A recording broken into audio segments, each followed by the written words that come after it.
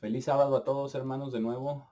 Es un gusto poder estar con todos ustedes el día de hoy y poder estudiar la palabra de Dios juntos. Y vamos a comenzar en el libro de Proverbios. Vamos al libro de Proverbios, capítulo 2, para leer algunas cosas aquí. Y una de las cosas en la que nos vamos a enfocar el día de hoy. Vamos a empezar leyendo estas palabras dice que son los proverbios de Salomón, hijo de David, y en realidad quizás estos primeros 9 capítulos quizás los haya escrito David a su hijo Salomón, porque está hablando un padre a su hijo, y en el capítulo 10 de Proverbios dice entonces los proverbios de Salomón, como que ahí empiezan los de Salomón. Eso no lo podemos comprobar completamente si los escribió David o Salomón mismo estos, pero lo que sí podemos tener bien claro es que también son las palabras de Dios Padre hacia nosotros, porque escribe un padre a su hijo. Y aparte de lo que pueda ser la relación, ¿verdad?, de padre e hijo que quizás Salomón tuvo con su padre David, porque lo enseñó en los caminos de Dios a una manera tal que cuando Dios se le apareció a Salomón, Salomón pidió sabiduría. Entonces su padre lo enseñó bien y empezó bien. Y vamos a leer estas palabras, pero con una perspectiva un poquito diferente, simplemente viendo esto como instrucciones de Dios el Padre para nosotros, sus hijos. Aquí en Proverbios 2, en el versículo 1 dice, Hijo mío, si recibes mis palabras y atesoras mis mandamientos dentro de ti. Es muy importante que meditemos en esto, en recibir las palabras de Dios, todo lo que está escrito en la Biblia, en el Antiguo y en el Nuevo Testamento, atesorar, recibir esas palabras. Y después dice atesorar estos mandamientos dentro de nosotros mismos. Y nos da más instrucción, dice, para que inclines tu oído a la sabiduría. No podemos inclinar nuestro oído a la sabiduría a menos que recibamos sus palabras, que leamos la Biblia y la recibamos y que atesoremos sus mandamientos dentro de nosotros.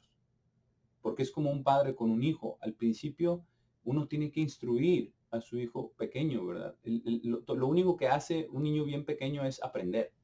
Todo el tiempo está aprendiendo. Un bebé incluso está, ¿verdad?, tomando todo, empezando a entender el mundo afuera, ¿verdad? Después de nacer. Y está aprendiendo todo. Y así nosotros somos en el sentido espiritual. Tenemos que aprender. Pero para poder aprender tenemos que recibir estas palabras de Dios y atesorar estos mandamientos porque Dios nos está instruyendo. Nosotros instruimos a nuestros hijos desde muy pequeños. Obviamente también los amamos y los protegemos, los cuidamos, los disfrutamos. Son muchas cosas, no es solamente el aprendizaje, pero por eso dice recibir sus palabras y atesorar sus mandamientos. Son ambas. Es recibir toda la palabra de Dios y atesorar esos mandamientos en nuestro corazón. Dice, para que inclines tu oído a la sabiduría y apliques tu corazón al entendimiento. Y aplicar el corazón significa eso, precisamente aplicar, poner esfuerzo, poner de nuestra parte, cooperar, realmente enfocarnos en ello, enfocar nuestro corazón,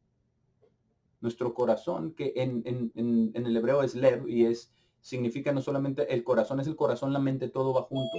El corazón, la mente, las entrañas, todo esto está definido en ese término lev, como ya había explicado el señor Michael Heiss en uno de los mensajes que tradujimos aquí acerca de esto, del corazón bíblico. Por eso dice aquí, que apliques tu corazón al entendimiento, que apliques tu corazón, tus entrañas, todo tu ser, lo más profundo de tu ser, al entendimiento.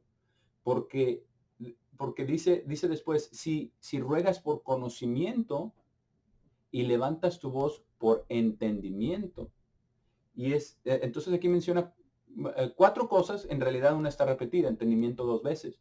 Pero si analizamos lo que dice aquí, dice sabiduría, entendimiento, conocimiento. Y después dice entendimiento de nuevo. Que roguemos por conocimiento y que levantemos nuestra voz por entendimiento. Porque son niveles diferentes. El conocimiento viene siendo como la base. Tenemos que tener conocimiento para comenzar. Pero el apóstol Pablo dice, el conocimiento envanece, pero el amor edifica. Ahora, no significa que tengamos que tener amor en ignorancia. Es amor basado en conocimiento. Pero el conocimiento tenemos que crecer el entendimiento. Porque el entendimiento es poder hacer conexiones de ese conocimiento que estamos adquiriendo. El entender lo que significa, el entender cómo se maneja todo ese conocimiento y empezar a hacer como una red. No nosotros mismos, sino que Dios nos vaya enseñando. Por eso dice que recibamos sus palabras, que atesoremos estos mandamientos, que inclinemos nuestro oído, que escuchemos las palabras de sabiduría, que apliquemos nuestro corazón, que significa todo, no solamente nuestro intelecto, sino nuestras emociones, nuestros sentimientos, todo. Que apliquemos nuestro corazón al entendimiento, a entender esas palabras, a entender esos mandamientos. Porque si hacemos todo esto, Dios dice lo que va a suceder. El entendimiento entonces es que Dios nos enseñe a través de su palabra, pero las cosas, cómo se conecta todo este conocimiento. Y después la sabiduría es otro nivel más arriba, porque esa ya es la aplicación de ese entendimiento y de ese conocimiento. La sabiduría la sabiduría consiste en honrar al Señor. El temor del Eterno es el principio de la sabiduría. El temor del Eterno implica una acción. La sabiduría es acción. La sabiduría es saber aplicar ese entendimiento y ese conocimiento. El conocimiento es la base, pero después el entendimiento es conocimiento a más profundidad y es saber discernir y entender realmente, por eso es entendimiento, entender cómo todo lo que significa ese conocimiento y cómo se aplica, pero eso no es la aplicación es la sabiduría al final. Entonces, por eso dice que la sabiduría es lo que tenemos que obtener. Y aquí dice entonces que, dice, si la buscas como plata, la buscas como tesoros escondidos. ¿Y cómo buscaríamos? Si alguien te dice, ¿verdad? Aquí, en este terreno, hay plata o hay un tesoro. Está, ¿verdad? A 3 metros de un árbol, ¿verdad? Y está a 5 metros de profundidad. Cualquiera de nosotros dejaría todo lo que está haciendo y vamos ahí para obtener esa riqueza, para obtener ese tesoro. Así es como tenemos nosotros que inclinar nuestro oído a la sabiduría y aplicar nuestro corazón al entendimiento. De esa manera, como plata, y buscarla como tesoros escondidos, porque esto es mucho más valioso que cualquier riqueza material. Mucho más. Pero ¿cuánto tiempo utilizamos en inclinar nuestro oído a la sabiduría y aplicar nuestro corazón al entendimiento? Pero hay una promesa que nos hace aquí. Y dice en el versículo 5, si hacemos todo esto, si recibimos sus palabras, si atesoramos los mandamientos, si inclinamos nuestro oído a la sabiduría, si aplicamos nuestro corazón al entendimiento, si rogamos por conocimiento, porque viene de Dios, nosotros no lo podemos generar. Por mucho que estudiemos, no podemos generarnos el conocimiento, tiene que venir de Dios. También hay conocimiento humano que podemos obtener por nosotros mismos, pero eso no es de lo que está hablando aquí. Dice, levantas tu voz por entendimiento. Igual, levantar la voz ¿a quién? A Dios. Y nos da la promesa. Dice, entonces entenderás el temor del Señor y encontrarás el conocimiento de Dios. Entonces entenderemos el temor del Señor. Y quiero que nos enfoquemos en la segunda parte del día de hoy. Encontrarás el conocimiento de Dios. Este mensaje está titulado esto, el conocimiento de Dios. Eso es lo que vamos a estudiar el día de hoy, el conocimiento de Dios. ¿Qué tan importante es el conocimiento de Dios? Y se puede ver de dos distintas maneras. Podemos pensar, bueno, es el conocimiento de Dios, ¿verdad? Que Dios nos dé su conocimiento. Pero la otra parte, que es en la que quiero que nos enfoquemos, es nosotros conocer a Dios.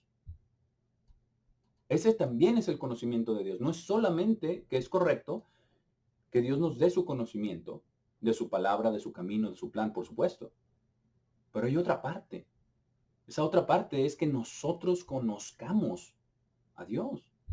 Que nosotros lo conozcamos personalmente. Por eso dice, y encontrarás el conocimiento de Dios si haces todas estas cosas. Dios nos da su palabra para conocerlo. Dios el Padre nos da su palabra es su Hijo Jesucristo, lo dice Juan 1:1.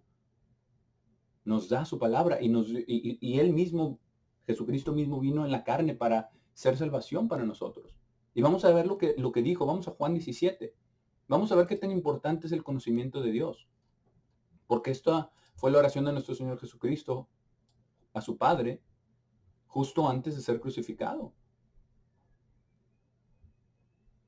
En Juan 17, en el versículo 3, Jesús oró lo siguiente, dice, porque esto es vida eterna, que ellos puedan conocerte, el único verdadero Dios, y a Jesucristo, a quien tú enviaste. Esa es la vida eterna, conocer a Dios el Padre y a Jesucristo, a ambos. Dice, a quien tú enviaste. Porque no podemos conocer al Padre sino a través de Jesucristo. No podemos conocer a Dios sino a través de su palabra. Por eso dice, la palabra se hizo carne y habitó entre nosotros, porque Él vino precisamente a eso, a revelar al Padre y también a salvar a la humanidad a través de su sangre. Y en este versículo admite que en ese momento el único verdadero Dios en toda su gloria era Dios el Padre. Y Él dice que Él es Jesucristo a quien Él envió, pero Él estaba todavía susceptible a la carne, susceptible al pecado.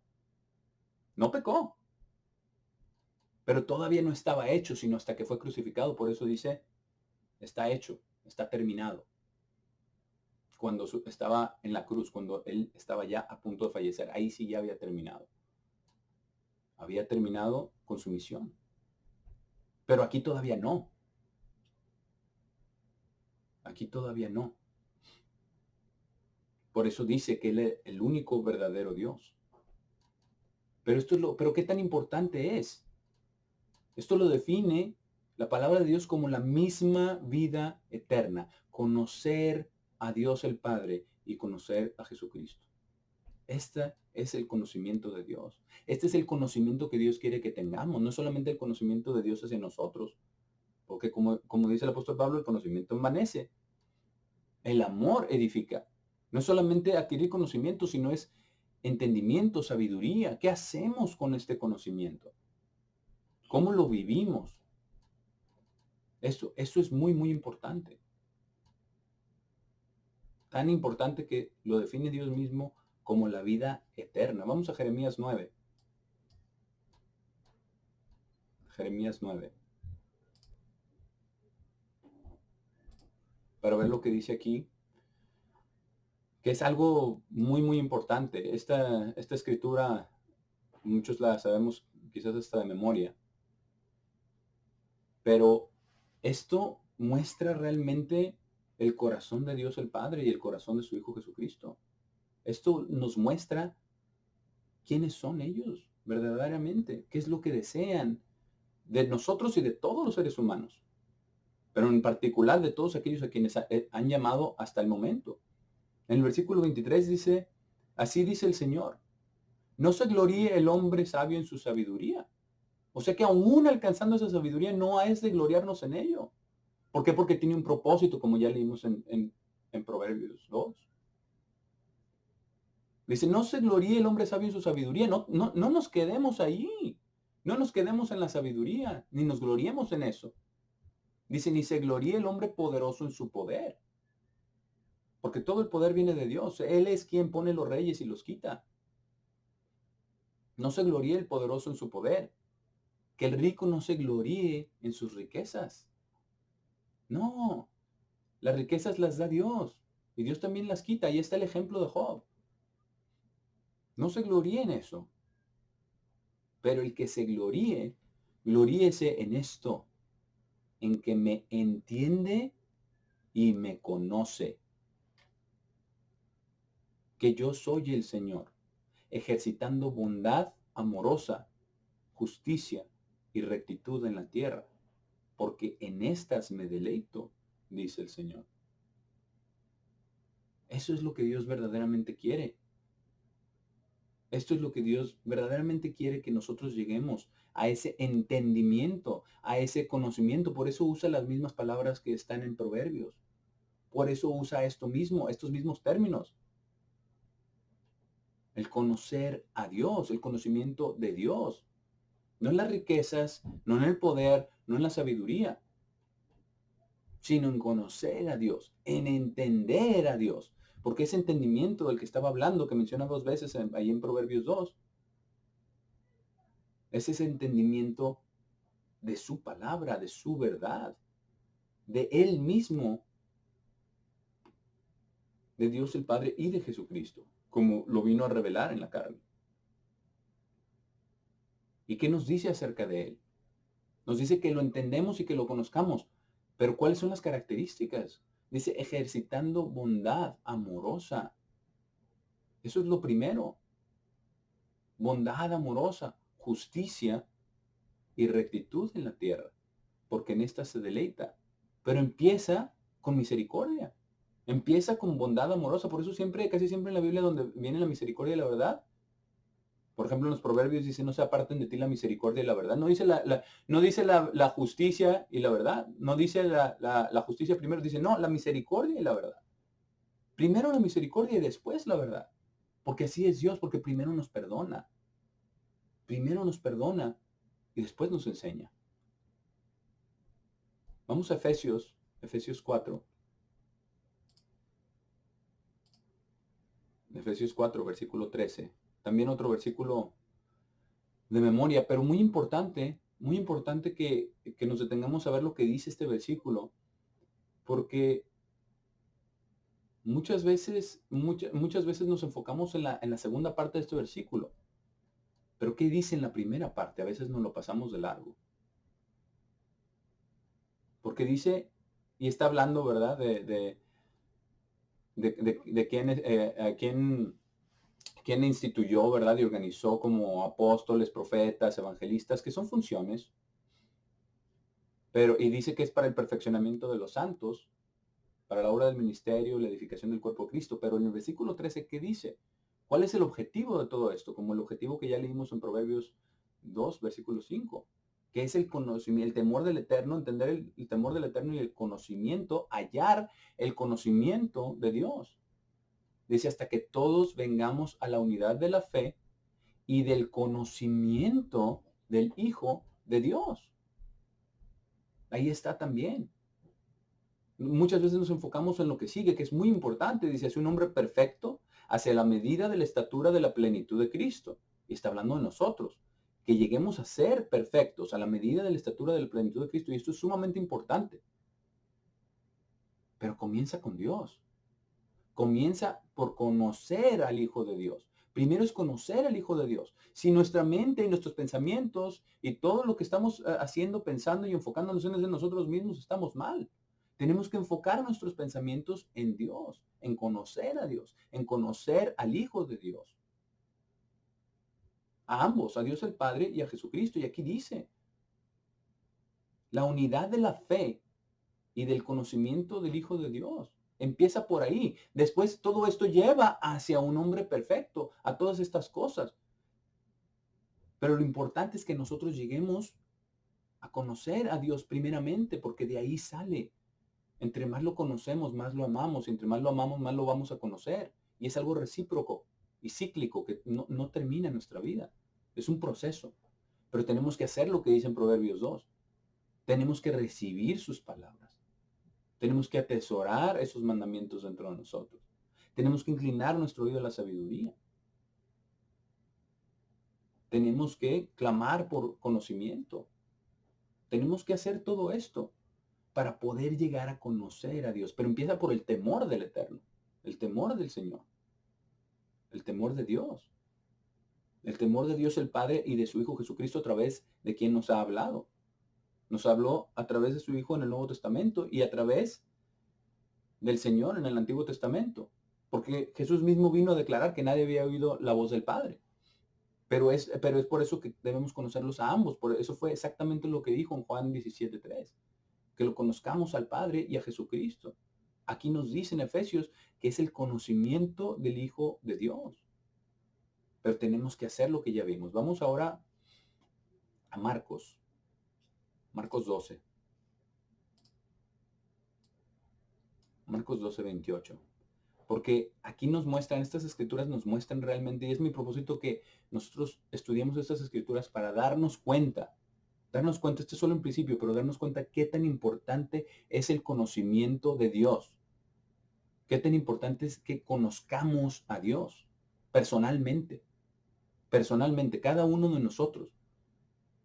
Porque al final de cuentas esto es algo personal con Dios, es una relación personal con Dios. Cada uno de nosotros va a estar delante del trono de Cristo. Cada uno de nosotros. Y no vamos a poder decir, es que mi maestro, mi ministro, mi padre, no, aquí no podemos, esto es personal. Esto es de cada uno de nosotros, nuestro caminar con Dios. De qué tanto estamos haciendo lo que Dios mismo nos instruye directamente a cada uno de nosotros en su palabra. En Marcos 12, 28, dice, y uno de los escribas que habían subido a él, a Jesús, dice, tras oírlos razonar juntos y percibir que él les respondió bien, le preguntó, ¿cuál es el primer mandamiento de todos? Entonces Jesús le respondió, el primero de todos los mandamientos es, oye, oh Israel, nuestro único Dios es el Señor, el Señor. Y amarán al Señor su Dios con todo su corazón y con toda su alma y con toda su mente y con toda su fuerza. Este es el primer mandamiento, el más importante, el primero que debemos hacer todos los días. Amar al Eterno nuestro Dios, amar al Señor nuestro Dios, con todo nuestro corazón, con toda nuestra alma, con toda nuestra mente, con todas nuestras fuerzas. Dice, y el segundo es como este, amarán a su prójimo como ustedes mismos. No hay otro mandamiento más grande que estos, no hay. Y quizás otras personas cristianas dicen, es que solamente son esos dos. Bueno, solamente son esos dos, pero ¿cómo se llevan a cabo? Tenemos que atesorar todos los demás mandamientos dentro de nosotros porque los otros nos indican en más detalle cómo hacerlo. De los dos se derivan los 10 y de los 10 se derivan los demás, que son muchos más. Y los podemos leer también en Mateo 5, 6 y 7, que están expandidos a un nivel espiritual, no solamente físico, pero incluye lo físico. Lo incluye. Entonces el escriba le dijo, correcto, maestro, has hablado de acuerdo a la verdad, de que Dios es uno y no hay otro además de Él. Y amarlo con todo el corazón y con todo el entendimiento. Hay que poner atención. Aquí dice con todo el entendimiento. Jesús no dijo eso, dijo con todo su corazón, con toda su alma, con toda su mente y con toda su fuerza. Pero Él dijo con todo el corazón y con todo el entendimiento. Esto es algo de conocer, de entender verdaderamente, de absorber. Con todo el entendimiento y con toda el alma y con toda la fuerza, y de amar al prójimo como a uno mismo, es más que todas las ofrendas quemadas y sacrificios. ¿Y qué le respondió Jesús? Dice Jesús, viendo que él respondió con entendimiento, le dijo, no estás lejos del reino de Dios. Y nadie se atrevió a preguntarle nada más. Qué interesante que le dijo a uno de los mismos escribas, ¿verdad? Porque a los escribas y a los fariseos también los había también reprendido por las cosas que ellos hacían. Por tratar de hacer al pueblo que guarde sus tradiciones en lugar de guardar los mandamientos de Dios. Pero aquí no le dijo eso a este escriba, que respondió bien, que respondió con entendimiento. Vuelve esa palabra ahí. Entonces, el escriba le dice que tenemos que amarlo con todo el entendimiento. Es de conocerlo, es de atesorar esas palabras, es de leer su palabra, pedirle entendimiento y conforme Él nos va dando entendimiento, también pedirle sabiduría para poderlo aplicar, para poder hacer las conexiones, para poder utilizar ese conocimiento, que no se quede en conocimiento. El conocimiento envanece, pero el amor edifica. El conocimiento envanece. ¿Cuántas veces lo hemos visto? Sobre todo en las organizaciones, ¿verdad? En las organizaciones en las que hemos estado, se basa solamente en el conocimiento, o en su mayor parte en el conocimiento. Pero ¿dónde está el entendimiento? ¿Dónde está la profundidad? ¿Dónde está la sabiduría? ¿Dónde está ese amor a Dios? Esa conexión directa con Dios. Por eso este escriba le respondió a Jesús con entendimiento. Entendimiento de lo que verdaderamente Dios quiere, lo que Dios desea. Dice, no estás lejos del reino de Dios. No estás lejos porque todavía falta, ¿verdad?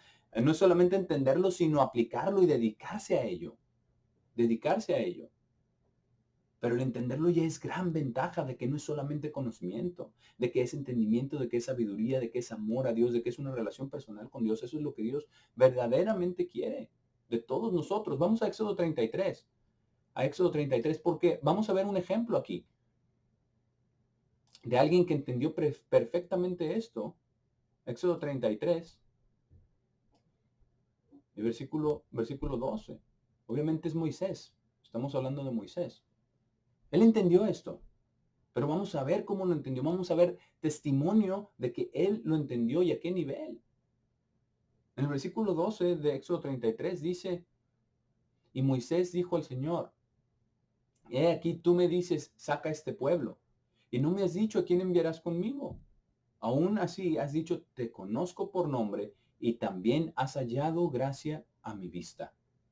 Qué maravilloso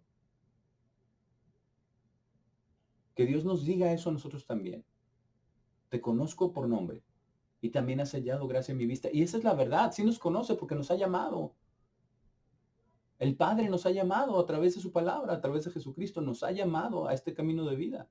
Y nos conoce por nombre. Y también hemos hallado gracia a su vista. Porque cuando nos ha dado abierto los ojos para ver nuestros pecados, para ver su ley, para ver todo lo que hemos hecho, el arrepentimiento, y nos ha dado el perdón de nuestros pecados en el bautismo, y nos ha dado todavía más gracia a través de su Santo Espíritu con la imposición de manos, hemos hallado gracia a su vista nosotros también. Y veamos lo que le pide Moisés a Dios. Dice, entonces, versículo 13, entonces por tanto te ruego, si he hallado gracia a tu vista, que ya lo había dicho Dios, pero él dice, bueno, pero si es así, entonces hazme ver ahora tu camino. Nosotros debemos orar lo mismo. Si he hallado gracia a tu vista, que también hemos hallado, hazme ver ahora tu camino. Muéstrame la senda. Dice, para que pueda conocerte. Conocerte implica conocerte a ti, no solamente conocer ese camino, sino conocer a Dios mismo personalmente. Él quería conocer a Dios personalmente. Eso era lo que él más deseaba, más que todo. Dios hasta le ofreció, no, yo voy a destruir a todos, yo voy a hacer un gran pueblo de ti. Pero a Moisés no le importaba él mismo, él hubiera dicho, casi cualquier otro, con nuestra naturaleza hubiera dicho, sí, bueno, hágase tu voluntad, ¿no? No, él dijo, no, Señor, no. Porque ¿qué van a decir los pueblos de ti? Le importaba más Dios, la reputación de Dios, que la reputación del mismo. Por eso fue el hombre más manso sobre la tierra.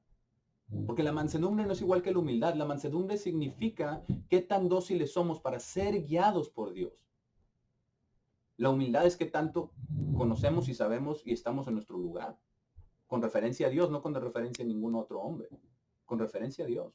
Son dos cosas relacionadas, pero son distintas. Porque él fue manso, él se dejaba llevar, él quería, por eso dice, hazme ver ahora tu camino, yo quiero que tú me guíes para que pueda conocerte, pero no es nada más un camino para que yo ande por el camino y yo, no. No, esto es para conocer a Dios. Dice, para que pueda conocerte a ti personalmente, para que pueda hallar gracia a tu vista y tener esta relación de gracia, de favor, de una relación íntima con nuestro Hacedor. Y dice, y considera que esta nación es tu pueblo. Considéralo. Aunque son rebeldes, ¿verdad? Pero es algo bien bonito como Moisés sabía lo que es importante, sabía lo que Dios quería y él quería lo que Dios quería. Él quería la voluntad de Dios, él quería conocerlo personalmente a él. Eso es lo que él quería. Pero para conocerlo tenemos que hacer lo que él dice. Vamos ahora a Mateo 9, porque vamos a ver ahora un ejemplo de aquellos que no conocieron a Dios. Que no conocieron a Dios y que no entendieron lo que Dios quería. Pero vamos a ver cómo se liga esto con lo que dice en Proverbios. Porque en Proverbios dice, si atesoras mis palabras, si mis mandamientos dentro de ti, ¿verdad? Si pones atención a mis palabras y atesoras dentro de ti mis mandamientos. Estoy parafraseando. Pero eso es lo que tenemos que hacer. Y aquí vamos a ver, algo, ¿verdad? Algunos que no hicieron esto. Que Jesús les dijo que lo hicieran y no lo hicieron. Rehusaron hacer eso. Aquí en Mateo vamos a comenzar desde el versículo 9. Mateo 9:9. Dice, y pasando de ahí, Jesús vio a un hombre llamado Mateo sentado en la oficina de impuestos y le dijo, sígueme. Y él se levantó y lo siguió. Y este es el llamamiento, ¿verdad? De Mateo. A ser uno de los discípulos de Cristo. Versículo 10, entonces sucedió, y era recaudador de impuestos, ¿verdad? Estaba en la oficina. Y dice, entonces sucedió, cuando Jesús se sentó a comer en la casa, que he aquí, muchos recaudadores de impuestos y pecadores vinieron y se sentaron con él y sus discípulos. Y se les tenía también como pecadores, ¿verdad? Porque muchas veces exigían más de lo que era debido. Pero dice aquí, después de ver esto, los fariseos dijeron a sus discípulos, ¿por qué su maestro come con recaudadores de impuestos y pecadores? ¿Por qué? ¿Por qué come con ellos? No debería. No debería ni siquiera acercarse, porque si es que Él es el Hijo de Dios, Él es puro. Pero lo que Dios quiere es totalmente contrario a lo que el hombre cree que Dios quiere. Versículo 12, pero cuando Jesús oyó eso, les dijo, aquellos quienes son fuertes no tienen necesidad de un médico, sino aquellos quienes están enfermos. Y es interesantísimo, porque en realidad, siendo honestos con nosotros mismos, ¿quién no está enfermo? ¿Quién no tiene esta enfermedad de la naturaleza carnal? ¿Quién no tiene esta ley del pecado y de muerte en sí mismo, en sí mismo? ¿Verdad? Dice, solo aquellos que son fuertes no tienen necesidad de un médico. No tienen necesidad de quien les sane, quien les sane el corazón y quien vende sus heridas. No, están ustedes bien. Pero ¿qué les dice? En el versículo 13 les da una instrucción. Ahora vayan y aprendan qué significa esto. Vayan y aprendan qué significa esto. Yo deseo misericordia y no sacrificio. Porque no vine a llamar a justos, sino a pecadores al arrepentimiento. No vino a llamar a justos. Y en el libro de los Salmos dice que no hay ninguno justo, ¿verdad? Ninguno. Entonces vino a llamar a todos, pero no a los que se creen justos. Dice, no vine a llamar a justos, sino a pecadores al arrepentimiento. Prácticamente ellos se estaban cortando, los fariseos se estaban cortando ellos a ellos mismos. Porque Él les dijo, vayan y aprendan qué significa. Yo deseo misericordia y no sacrificio. Vamos ahora a Mateo 12, porque aquí es donde nos corrobora que no lo hicieron, que no hicieron lo que Él les dijo. La instrucción de Jesús es que fueran y aprendieran qué es lo que significa eso. ¿Qué es lo que significa que Él desea misericordia y no sacrificio? Mateo 12 es del versículo 1. Dice, en ese tiempo Jesús iba atravesando los campos de grano en los días sábado, y sus discípulos tuvieron hambre, y comenzaron a arrancar las espigas de grano y a comerlas. Pero después de ver esto, los fariseos le dijeron, he aquí, tus discípulos están haciendo lo que no es legal hacer en el sábado. ¿Y qué les dijo Jesucristo? ¿Qué les dijo Jesús? No les dijo si es legal, no dijo eso. No les dijo, es cierto, no es legal, no lo hagan. No les dijo a sus discípulos eso tampoco. ¿Qué fue lo que le respondió? Los mismos, los fariseos. Pero él les dijo, y no sabemos si eran los mismos o eran otros, ¿verdad? O a lo mejor algunos de los mismos, no sabemos, no lo dice, pero dice los fariseos, el término general. Y dice, pero él les dijo, ¿no han leído lo que David hizo cuando él mismo y aquellos con él tuvieron hambre? ¿Cómo entró en la casa de Dios y comió los panes consagrados, lo cual no era legal para él comer, ni para aquellos que estaban con él, sino solamente para los sacerdotes? Les está dando un ejemplo de algo que no era legal para ellos hacer. No lo era. Y es algo maravilloso porque pone todo en contexto. ¿De qué se trata todo esto? Pero les da otro ejemplo también. En el versículo 5 dice, o no han leído en la ley, o sea, les está diciendo, hay varios ejemplos. Aquí les doy otro. ¿No han leído en la ley que en los sábados los sacerdotes en el templo profanan el sábado y son sin culpa? ¿No lo han leído? No está diciendo que no profanen el sábado, es mucho trabajo. Estar degollando animales y haciendo las ofrendas y los sacrificios y todo. Lo profanan. Los sacerdotes lo profanan. ¿Por qué? Porque están trabajando trabajo pesado. Pero son sin culpa. Son sin culpa. ¿Por qué? Porque Dios mismo se los ordenó. Dios mismo los puso allí. Él mismo que ordenó que guardásemos el sábado, que reposáramos. Él mismo. Por eso dice, son sin culpa. Lo profanan. Está claro. Versículo 6. Mas yo les digo, hay uno aquí que es más grande que el templo. Ustedes le dan toda esta importancia al templo y esta santidad que la tiene, pero aquí hay uno más grande que el templo. El Hijo de Dios. Uno más grande. Porque no se daban cuenta de quién estaba delante de ellos, no se daban cuenta de qué se trata todo esto. En el fariseísmo no se trata de conocer a Dios, se trata de obedecer lo mejor que uno pueda. Se trata de tratar de ganarse la salvación por uno mismo. Se trata de ser lo más recto posible en lo exterior, por lo menos. Tal vez en lo interior también, no sabemos. Pero eso, lo que dijo Jesús, les dijo que por fuera son como sepulcros blanqueados, pero dentro están llenos de inmundicia y de maldad. También dijo que de adentro es de donde salen todas las inmundicias del corazón. Pero aquí les dice en el versículo 7, dices, ahora si ustedes hubieran sabido qué significa esto, yo deseo misericordia y no sacrificio, no habrían condenado al inocente. ¿Por qué? ¿Por qué no habrían condenado al inocente? ¿Cómo es que no supieron qué significa esto de yo deseo misericordia y no sacrificio? Vamos a Oseas, porque ahí es donde está esa escritura. Y esto fue lo que les dijo que fueran a hacer. Que fueran a Oseas. Porque recordemos, en el Antiguo Testamento, en el Nuevo Testamento, cuando Jesús estaba caminando en la tierra, no existía Nuevo Testamento. Solamente las escrituras, era el Antiguo Testamento, nada más. Oseas 6, versículo 6. Aquí es a donde Jesús los mandó en el capítulo 9 y les dijo, vayan, aprendan esto, porque les dio la mitad del versículo. Solamente la mitad. Y él quería que leyeran la otra mitad para entender. Pero no lo hicieron. O no lo leyeron o no lo entendieron. Porque también necesitamos del Espíritu Santo de Dios para poder entender. No es solamente que nosotros leamos algo y lo entendamos inmediatamente. No. No sucede así.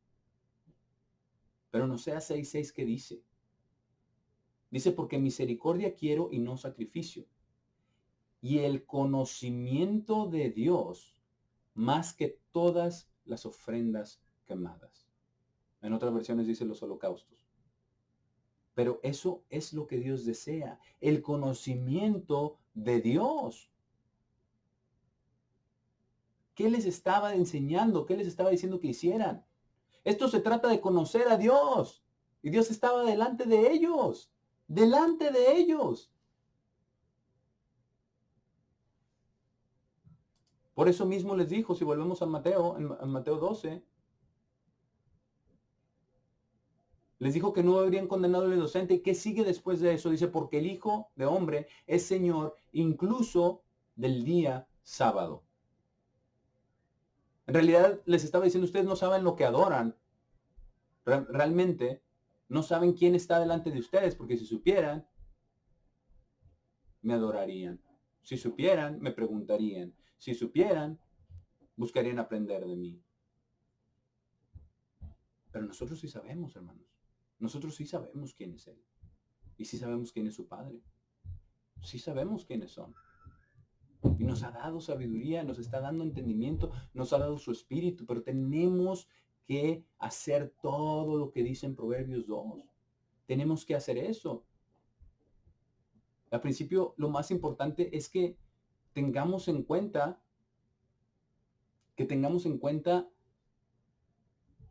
lo importante que es para Dios que nosotros lo conozcamos a Él, que conozcamos a Dios el Padre y a Jesucristo. Eso es lo importante. Eso es lo importante, conocerlos.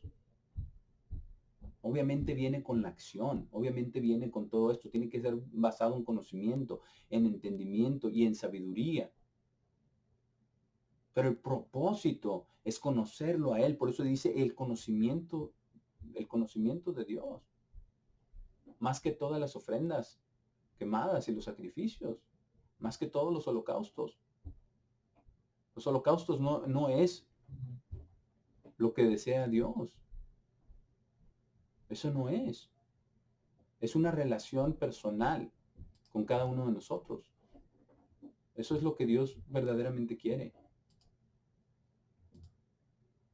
Pero sabemos que esto no sucedió con el pueblo de Israel. Vamos a Jeremías 4. Jeremías 4.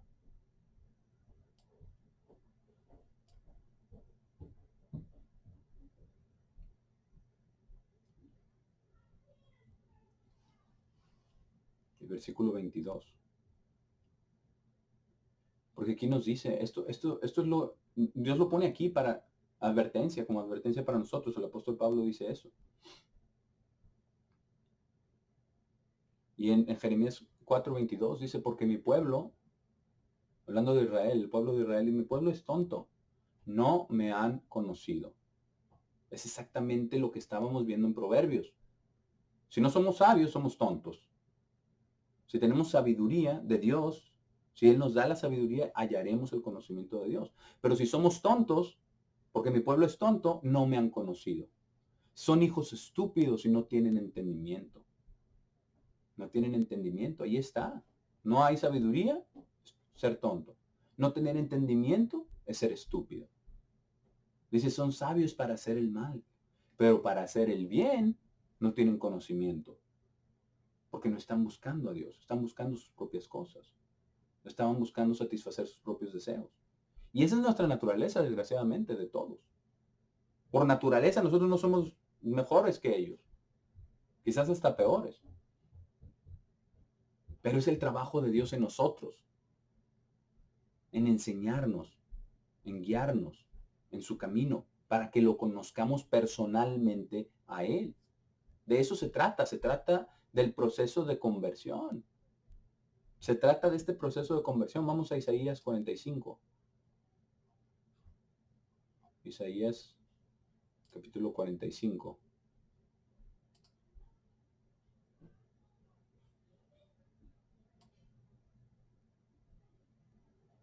Porque aquí vuelve a declarar, ¿verdad?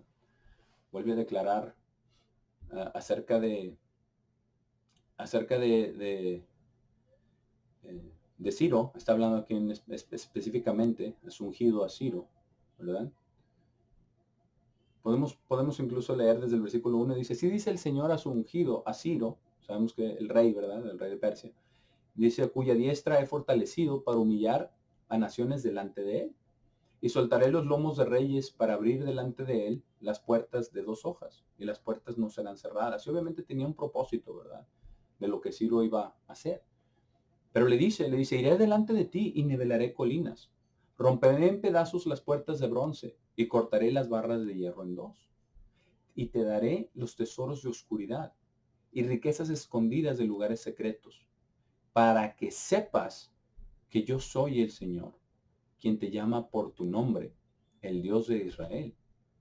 Es muy parecido a lo que le dijo a Moisés, ¿verdad? Dijo que yo soy, para que sepas que yo soy el Señor, quien te he llamado por tu nombre, a Ciro. Dice, por amor a mi siervo Jacob, e Israel mi escogido, incluso te he llamado por tu nombre, te he nombrado aunque no me has conocido. Y esto obviamente es una profecía, ¿verdad? Es una profecía. Y dice, yo soy el Señor y no hay nadie más. No hay Dios aparte de mí. Yo te vestí aunque tú no me has conocido. Aquí Dios está diciendo, es que yo puedo hacer lo que yo quiera con quien quiera. Aunque no me conozcan, yo los voy a utilizar de cierta manera para mi plan.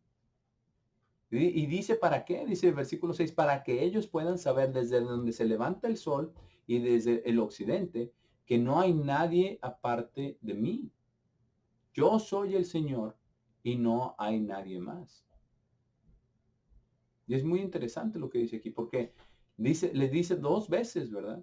Le dice en el versículo 4, aunque no me has conocido. En el versículo 5, aunque no me has conocido. Es una profecía, pero está hablando de que si uno no lo había conocido, obviamente, ¿verdad? Esto es antes, ¿verdad? Mucho antes de que Ciro, ¿verdad? De que Ciro existiera en realidad. Pero esta es la profecía, pero Dios hace lo que Él quiere con quien Él quiere. Pero lo que Dios quiere es que lo conozcamos. Dice, pero aún si no me conoces, si tiene un propósito, lo va a hacer. Incluso hizo, ¿verdad? Hizo que Nabucodonosor comiera hierba como un animal, ¿verdad? Y también llegó después a escribir parte del libro de Daniel, ¿verdad? Uno de los capítulos fue escrito por Nabucodonosor. Es que Dios no hace excepción de personas. No hace excepción de personas, pero Dios quiere que todos lleguemos a conocerlo. Vamos a Jeremías 22. Jeremías capítulo 22 y versículo 15. Está hablando, si nos vamos un poquito más atrás, desde el versículo 11, podemos ver que está hablando acerca de Salum, hijo de Josías, rey de Judá. Y sabemos que Josías fue un rey que hizo lo recto delante de los ojos del Señor.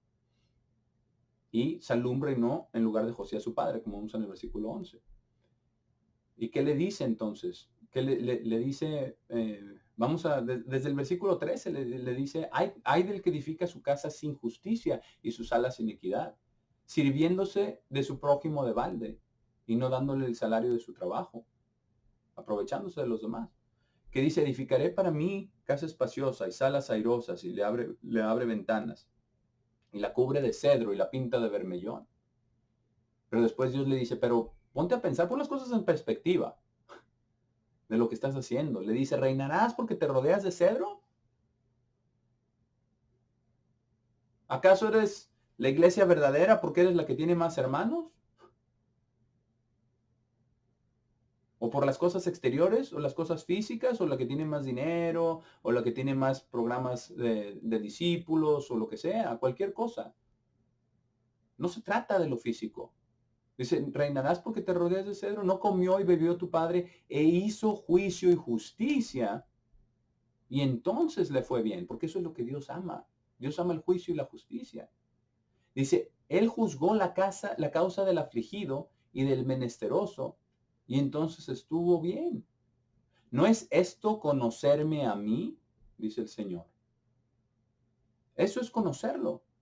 Conocerlo es, como ya leímos, recibir sus palabras, atesorar sus mandamientos en nuestro corazón, que incluye ayudar al pobre y al menesteroso, como dice aquí, hacer justicia y juicio, justicia y juicio, ¿verdad? Juzgar la causa del afligido, tratar a los pobres con bondad, ayudar a los demás, el segundo más grande mandamiento. Y lo reprende, ¿verdad? Porque sus ojos fueron para avaricia, pero aquí el punto es que dice, no es esto conocerme a mí, es algo más que dice acerca de esto, de conocer a Dios, hacer justicia, ayudar a los demás. Eso es lo que Dios verdaderamente quiere. Esa es una manera de conocerlo. Vamos al capítulo 24, aquí mismo en Jeremías. Jeremías 24, versículo 3.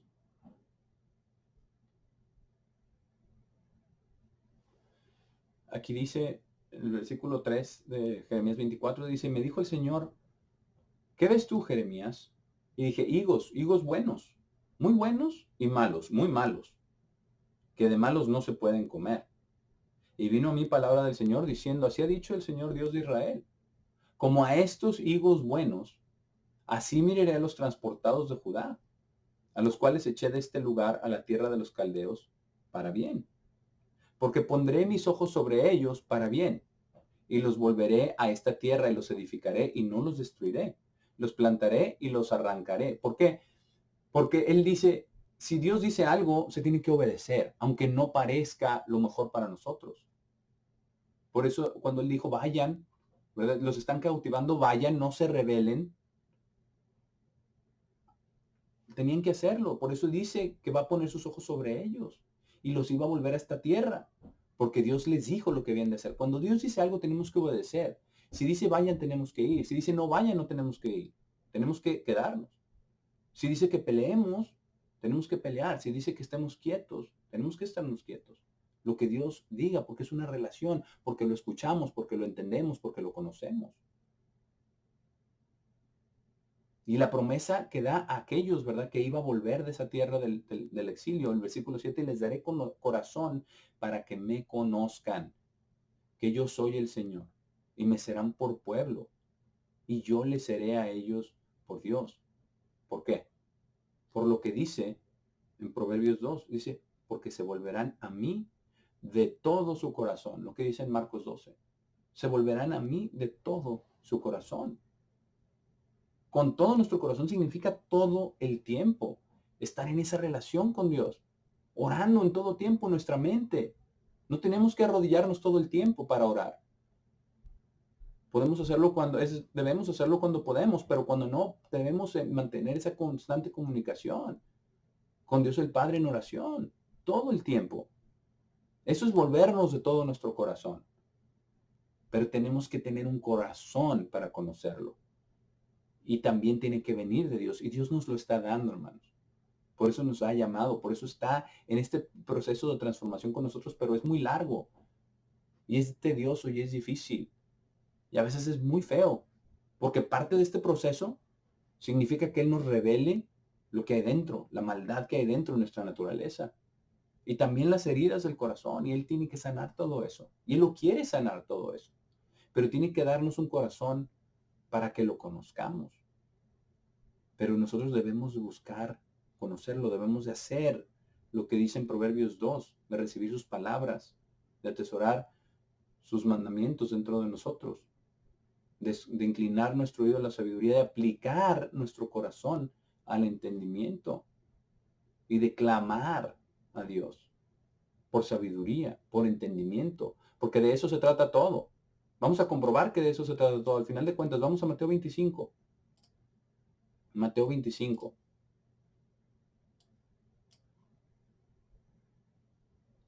Y sabemos, vamos a leer aquí la parábola de las vírgenes.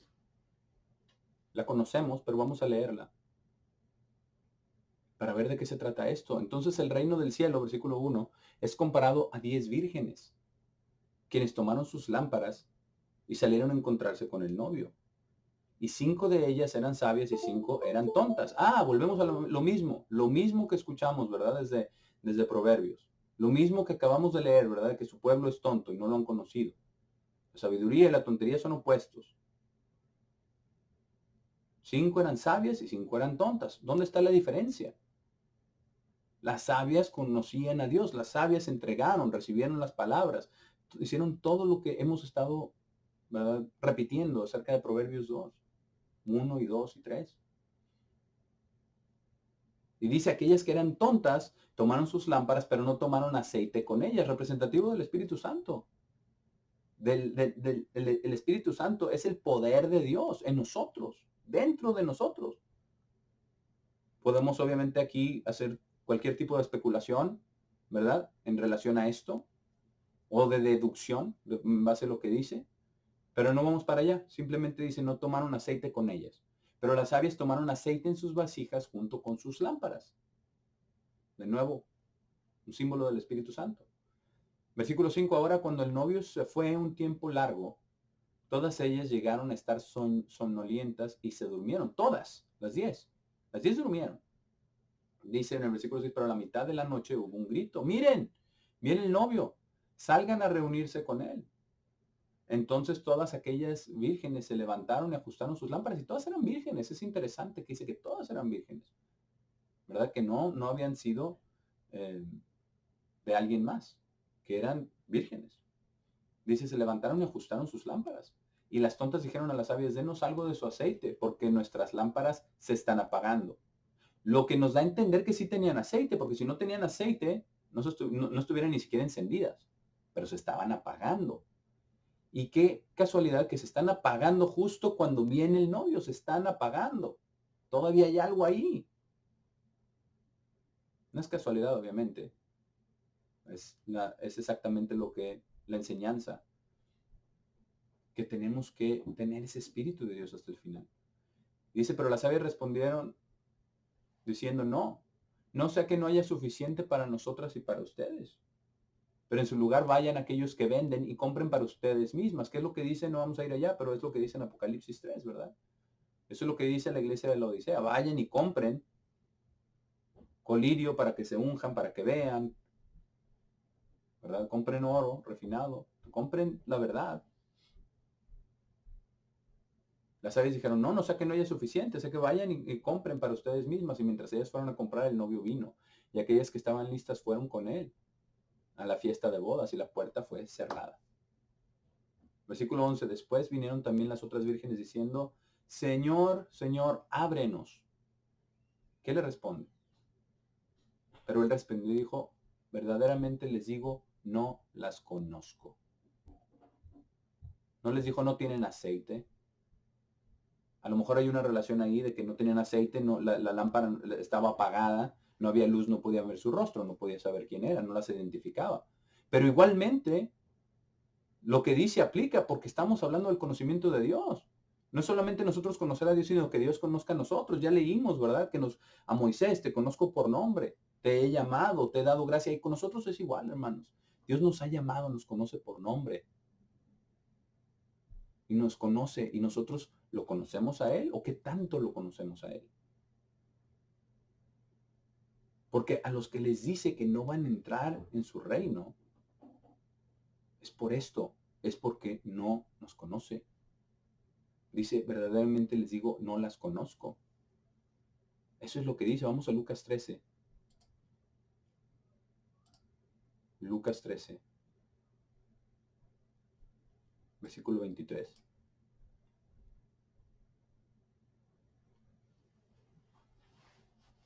Aquí viene uno y le pregunta a Jesús, ¿verdad? Dice, uno le dijo, Señor, ¿son pocos aquellos siendo salvos? Y nosotros a veces podemos tener la pregunta también, ¿no? ¿Son pocos? ¿Son muchos? ¿Qué va a suceder con nuestros seres queridos? ¿Qué va a suceder con aquellos que han estado en la verdad y se han alejado, o aquellos que no han sido llamados aún? ¿Son pocos o son muchos?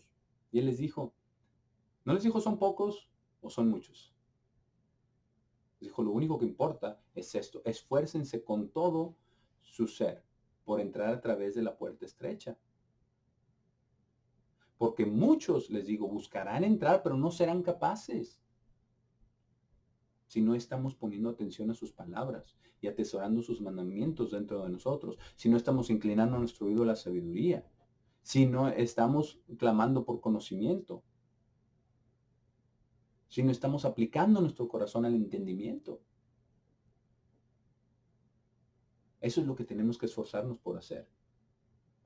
Dice versículo 25, una vez el maestro de la casa haya resucitado y haya cerrado la puerta, y ustedes comiencen a pararse fuera de la puerta y golpeen diciendo, Señor, Señor, ábrenos. Entonces él responderá y les dirá, no los conozco. ¿O de dónde son ustedes? Yo no los conozco.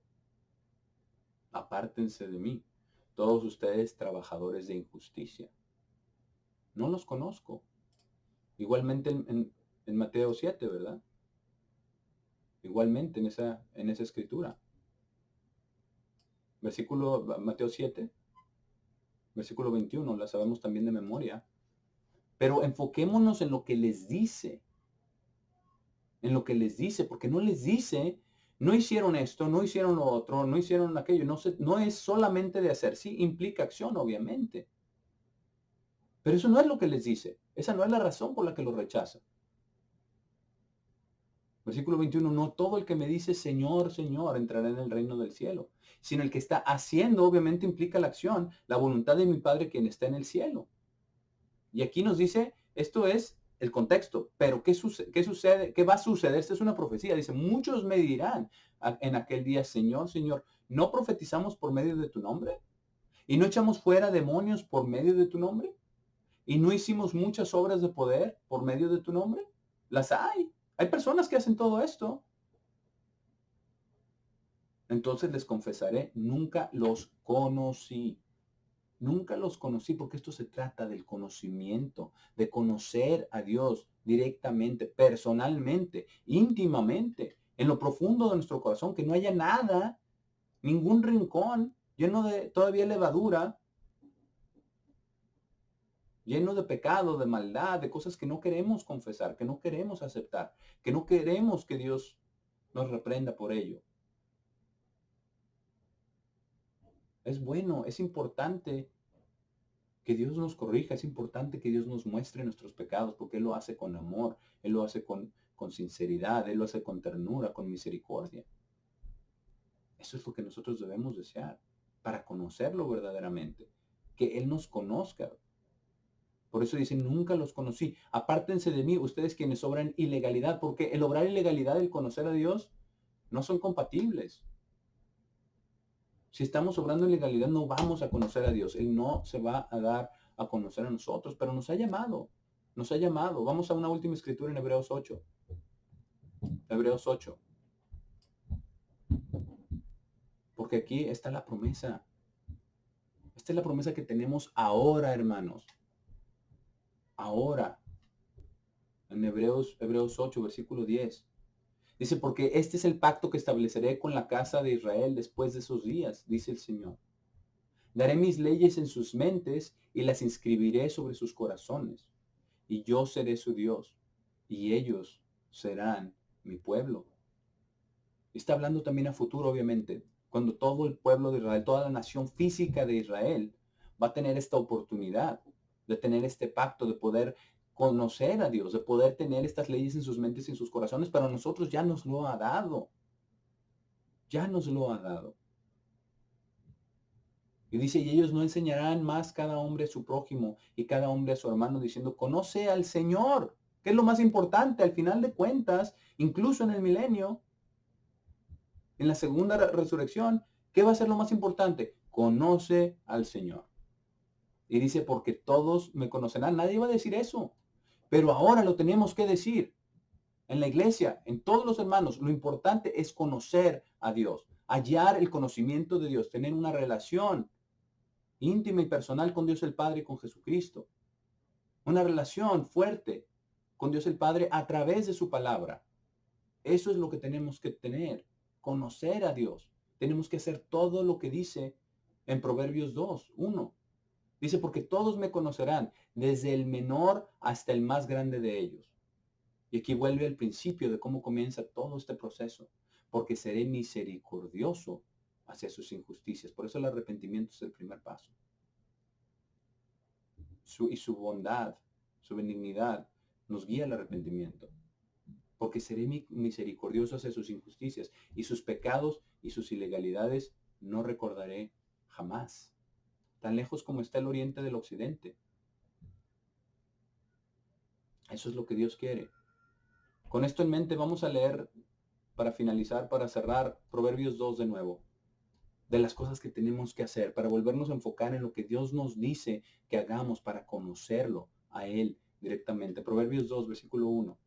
Hijo mío, si recibes mis palabras y atesoras mis mandamientos dentro de ti, para que inclines tu oído a la sabiduría y apliques tu corazón al entendimiento.